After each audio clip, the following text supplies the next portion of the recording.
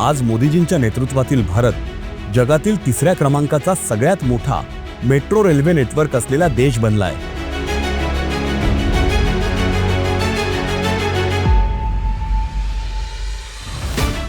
तर दुसरीकडे देवेंद्रजींच्या नेतृत्वातील महाराष्ट्रात मुंबई, नवी मुंबई, नागपूर, पुणे अशा 4 शहरात मेट्रो धावू लागलीये।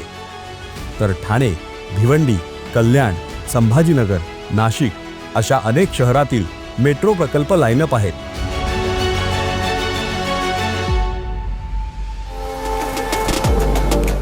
आजच्या घडीला महाराष्ट्रात 11 वंदे भारत एक्सप्रेस धावतायत। नरेंद्र आणि देवेंद्रने मिळून देशासह महाराष्ट्राच्या पब्लिक ट्रान्सपोर्टेशनचा चेहरा मोहरा बदललाय। अगदी क्रिकेट स्टार इरफान पठाणने सुद्धा समाज माध्यमावर एक व्हिडिओ पोस्ट करून याचं कौतुक केलंय। बहुत बढ़िया एक्सपीरियंस है मेरा यहाँ पे। ये मैं तीसरी बार ले रहा हूँ Vande Bharat train. I think ये this is high class train and you know I will recommend everyone to use it. देवेंद्रजींच्या भाषेत सांगायचं तर हा केवळ एक ट्रेलर आहे, पिक्चर अजून बाकी आहे।